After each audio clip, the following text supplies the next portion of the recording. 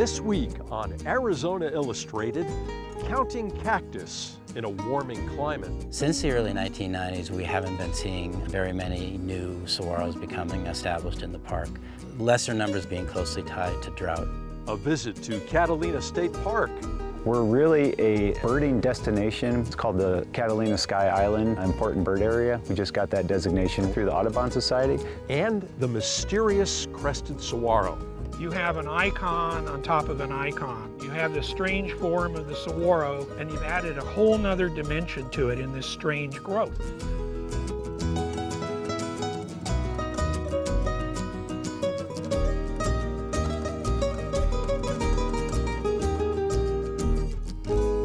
Welcome to Arizona Illustrated. I'm Tom McNamara. The saguaro cactus is a beloved and celebrated symbol of the Sonoran Desert. It also happens to be a protected species that is now being counted as part of the Saguaro Census 2020. Every 10 years, park rangers, conservationists, and volunteers gather in Saguaro National Park to undertake the count.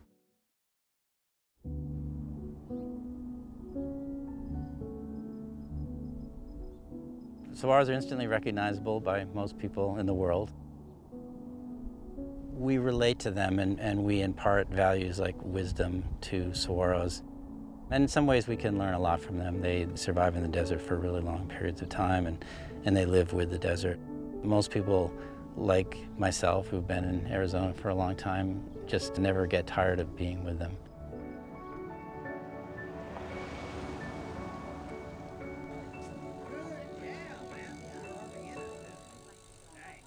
Can't have volunteer without brownies. There you go. Thank you. Welcome to the Saguaro Census. If you've done this before, awesome. If you've never done it before, you will learn. So the Saguaro Census takes place every 10 years, which happens to coincide with the U.S. Census. And I always sort of joke that that's so we remember to do it every 10 years. It's a large citizen science project, so we invite lots of volunteers out here to help us count and measure and map and collect other data on saguaros. You know, we've been studying saguaros for many years, actually going back to the 1930s. Saguaro National Park was established as a national monument by President Hoover in 1933 in the ending days of his administration. We added the Tucson Mountain District in the early 1960s under the administration of President Kennedy, and then it became a national park, which is authorized by Congress in the 1990s. So we're now a national park, like the Grand Canyon and Yellowstone, the other great parks in the United States. National parks aren't just set up for us today, but for people in the future to enjoy. And so, you know, what I do is try to bring knowledge into that and use science to understand what's going on in the park and you know, kind of get information that allows us to protect it. Part of the history of this park is that soon after it was established in the 1930s, the visitors, the people from Tucson and the staff started to notice that a lot of the large saguaros in what we call the cactus forest area out here near the east end of Broadway were dying. And people were really alarmed about that. And so that initiated research on the saguaro to try to understand what the cause was. There were two things going on. The larger ones were dying, and a lot of that was maybe natural causes, including freeze events, very cold winters that we had in the late 1930s. But also, we weren't getting younger saguaros coming into the population. And we now think that a major reason for that might have been the loss of nurse trees.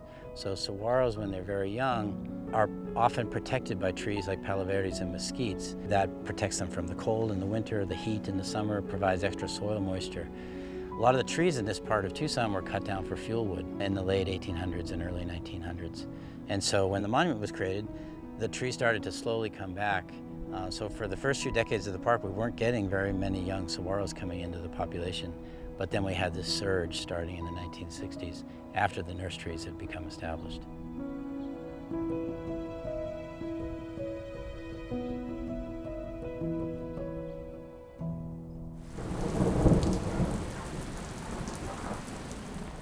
Saguaros take up most of their water during the summer rainy period.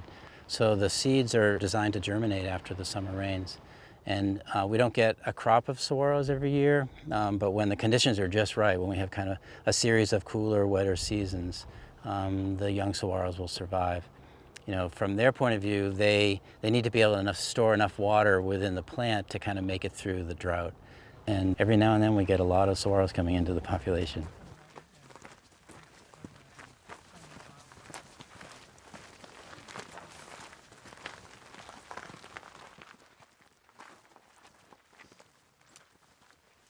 My name is Carrie Ann Campbell, and I'm here today volunteering with the Park Service on the Saguaro Census 2020, which is a really great joy and pleasure and privilege because I got to work on the project 20 years ago. Myself and Dale Turner, we ran the whole project, so coming back to this particular plot in this place is really special. You know, it looks pretty similar. The saguaros are a little older. I think I am too. A lot of the demographic changes in saguaros you can't see with your naked eye. You have to look at data over many years to be able to see that, oh, you know, maybe there's a gap in establishment, or maybe some of the older ones are dying. And also you can't always see, when you're looking across the landscape, the youngest saguaros, because it takes many, many years for them to get tall enough over those grasses so that you can actually see them. So that's why the data is really important. 18. 18. On this growth chart here, on average, it would be about 14 years old. So how old are you? 14. 14. Yeah. So that saguaro is the same age as you. Small saguaros grow faster, kind of like a human teenager. You get a saguaro that's, you know, about this high. It's in its teenage years, and they'll do this growth spurt, and they'll grow very fast. A big, mature saguaro, the height of their main stem, slows down, but they'll put a lot of growth into arms. So they'll add mini arms over time, and those will grow pretty steadily. We were really fortunate in that we had a great crop of saguaros that came into the park during the 1970s, and particularly the 1980s. We had some wet years and right into the early 1990s. Since the early 1990s, we haven't been seeing very many new saguaros becoming established in the park. So we've been in a drought period, and we can kind of see that lesser numbers of saguaros entering the population really being closely tied to drought. The lack of good establishment in the last 20, 25 years is definitely something that we're concerned about. I wouldn't say we're alarmed about it, because saguaros are so long-lived and can reproduce, you know, for so many years, maybe more than 100 years. So, but it's something that we're definitely keeping an eye on. It remains to be seen what will happen with changing climate, but I don't think they'll go away. I think Tucson will be blessed with saguaros for a very long time. We'll always measure to the top of the spines here. My name is Alexis Cardenas. I work with resource management. I am actually from Tucson, Arizona, so I'm of the few fortunate people that got to grow up here, and I keep learning how to appreciate this desert in different ways every year. The more I've paid attention to the landscape, the greener and more alive it's gotten, and I am really fortunate to be out here as much as I am, because you are able to tell the differences in the landscape just, you know, from day to day and from season to season. I studied architecture, and I think they are great examples of what buildings should be and what they can be, and just the way that they protect themselves from the environment, from predators, and the way that they're able to hold water and store their energy. They're just fascinating specimens. When we did the saguaro survey, you know, when I was out here for a year, you know, chasing saguaros, they don't move very fast. I realized that living in Tucson for many years, I kind of stopped seeing saguaros as individuals. Just kind of like I have this image, I know what a saguaro looks like. But being forced to slow down and look at individuals, count the arms, see how many holes birds have pecked in them, see how they've grown, it really sort of changed my relationship with saguaros. So I'm here just to rediscover that appreciation for their individual beauty. Yeah, you can see the red line. You can see the red flag there. Yeah. So that's the lines coming down. I saw a flag there. Okay. If we're going to live here sustainably for a long period of time, we want to live with the desert. We want to be resilient. We want to be wise in our use of water. And those are things that saguaros have to be in order to survive in this place, and that ultimately we have to be as well.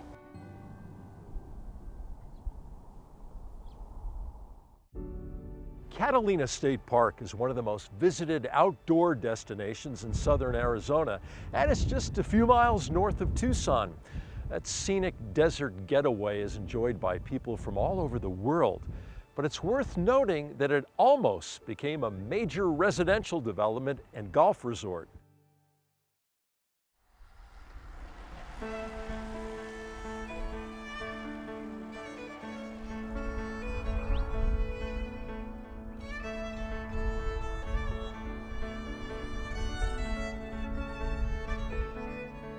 I've been here as the park manager for approximately 10 years. I love the diversity of it. You know, you have the desert, and then you have the mesquite bosque, then you have the uplands, and then if you want, you can hike from here on the Romero Canyon Trail and get all the way up to Summer Haven where there's aspen, and it's like Colorado and a ski resort up there. So I just love the diversity.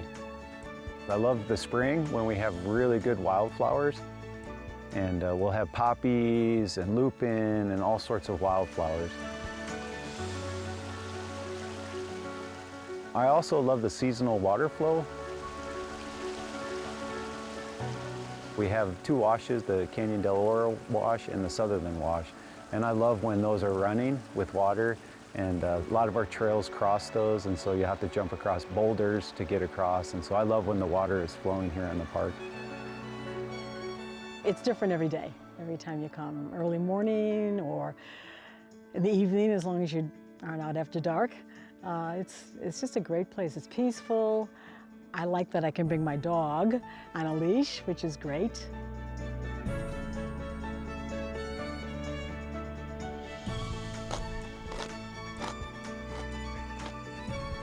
We sold everything we had back in Ohio, and all we have is a truck and trailer, 2 horses, and 2 Jack Russell dogs. Russell. And a smile all the time.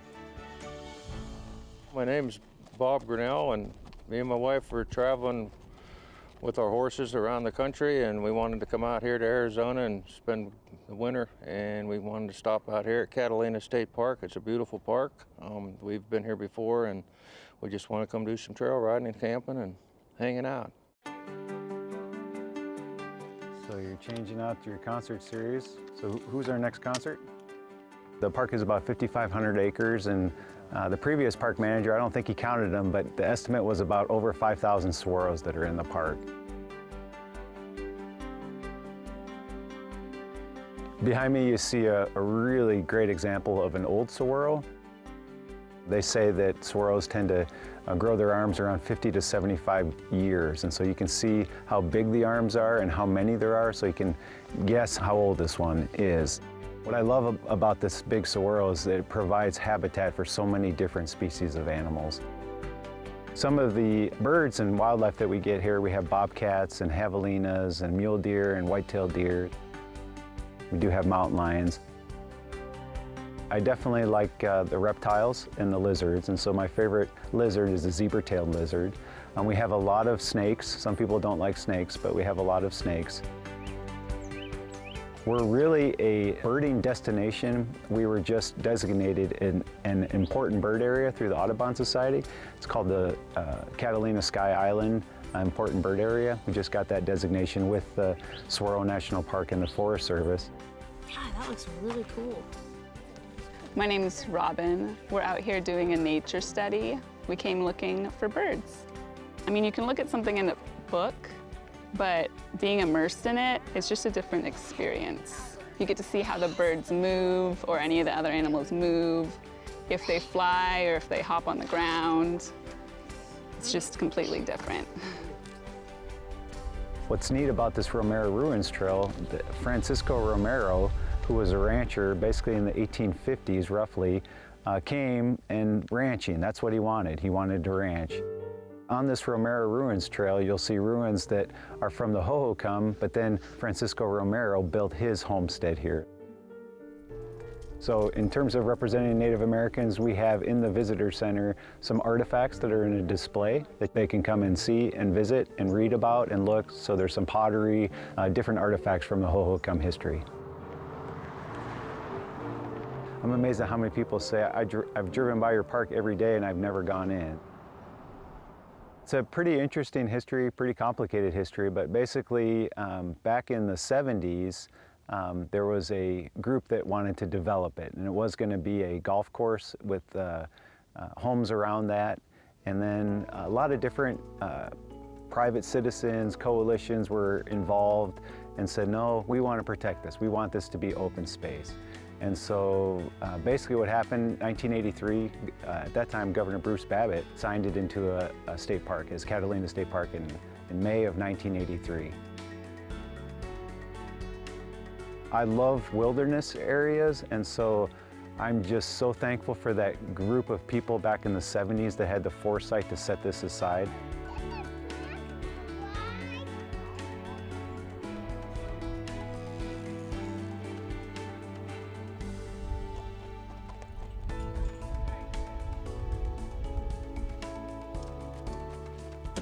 I think what drives me is I want to protect those wilderness values of the park, and so we want to offer lots of environmental education programs. We want to offer opportunities for solitude because we're so close to the city and people need that.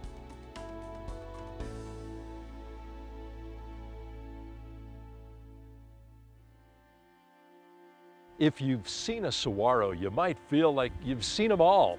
Well, at first glance, they all do seem to be very similar. But like human beings and snowflakes, each one is unique and not quite the same as the other. It's like the cactus just decided to take a different way of growing. It's the most unusual saguaro I've ever seen. It looks very regal, almost like a crown. If you live in Tucson and you've been paying attention, you might have noticed one of these. It's a rare mutation of the saguaro cactus called a cristate, or crested saguaro.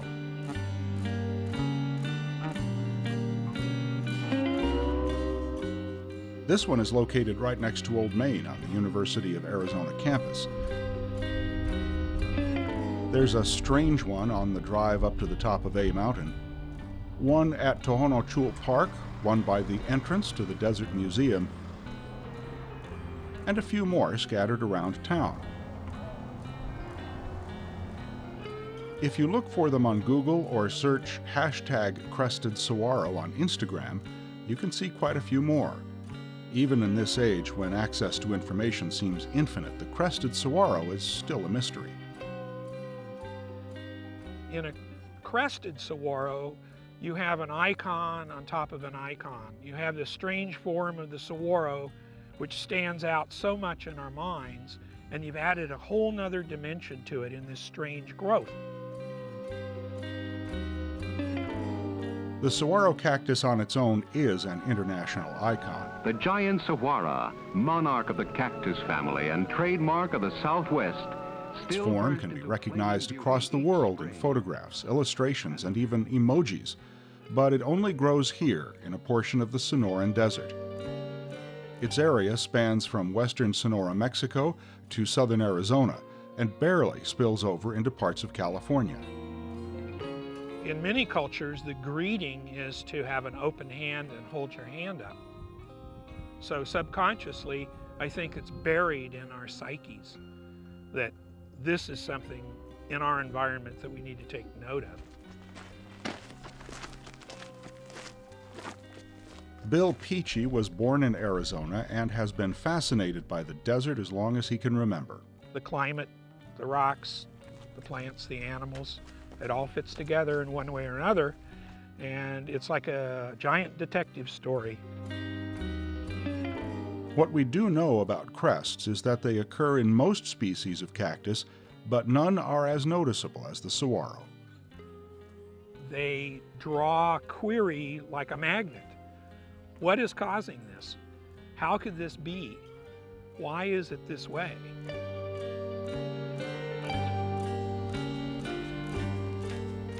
This is Pat Hammis. She was drawn in by the crested saguaro 11 years ago.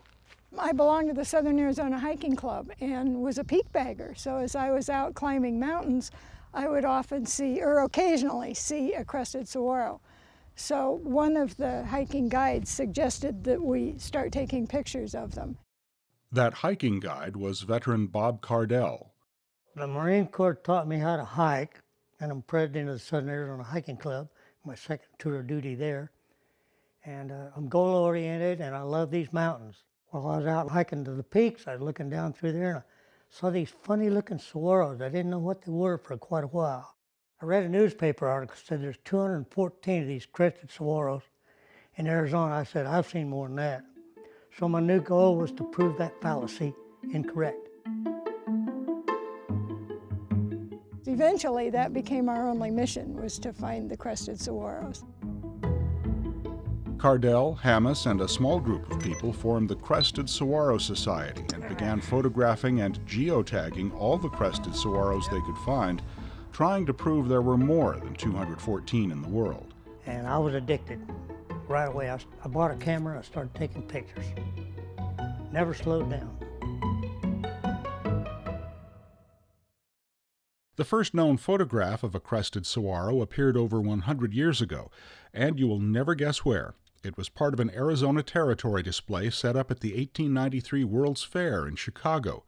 Little is known about how it was transported, but it most certainly died during the Chicago winter.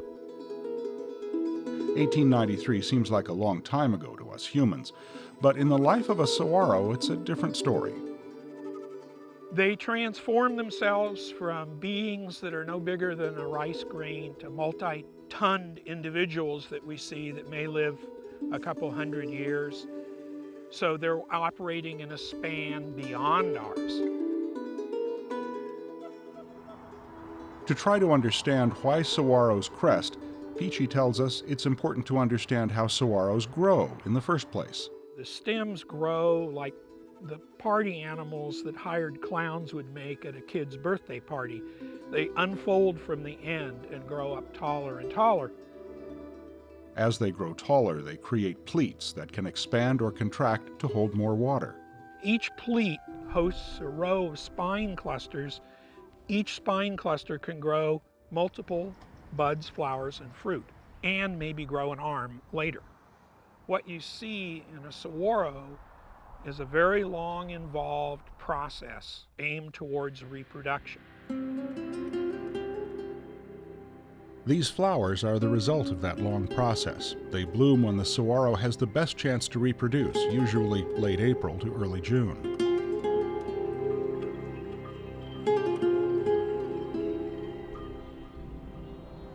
Crested saguaros, however, can vary wildly. Take this cactus in Delan de Benedetti's front yard, for example.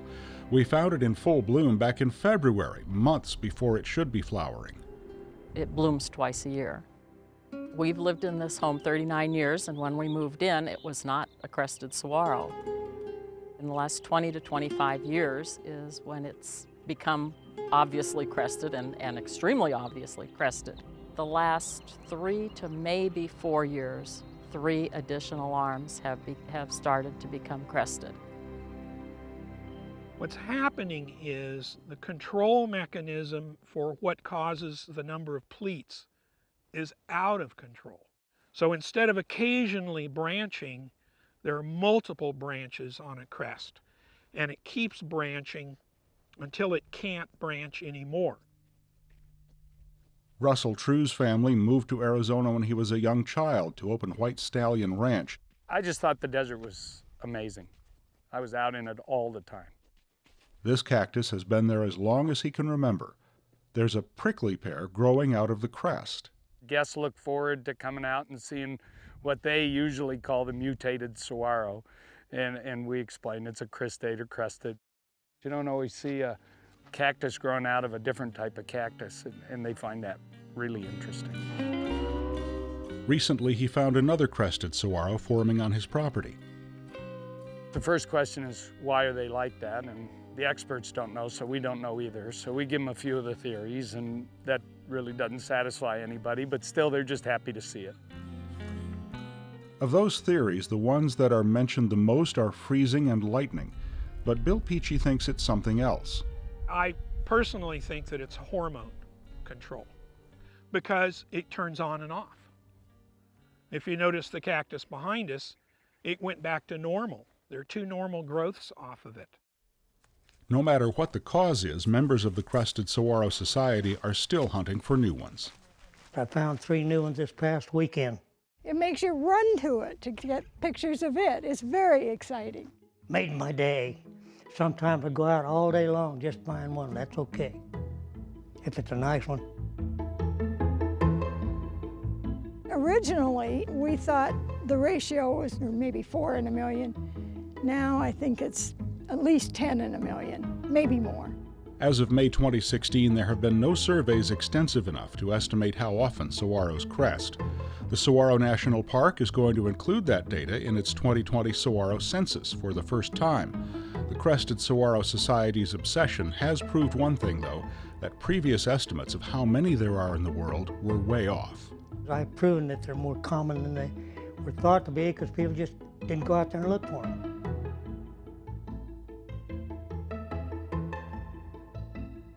Now I've got over 2,000 of them, 2,214 crested saguaros.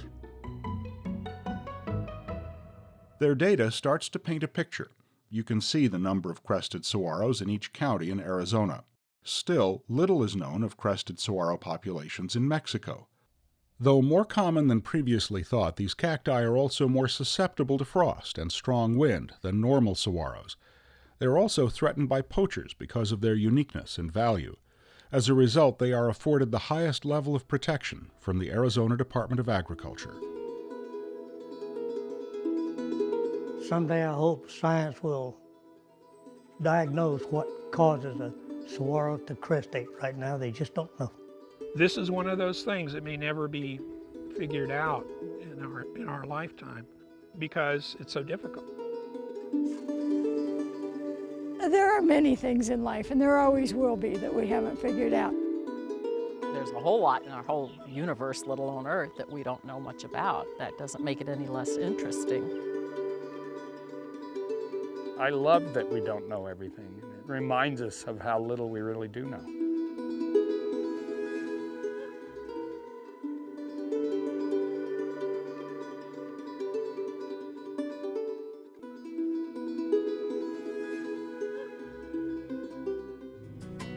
Thank you for joining us here on Arizona Illustrated. I'm Tom McNamara. See you next week.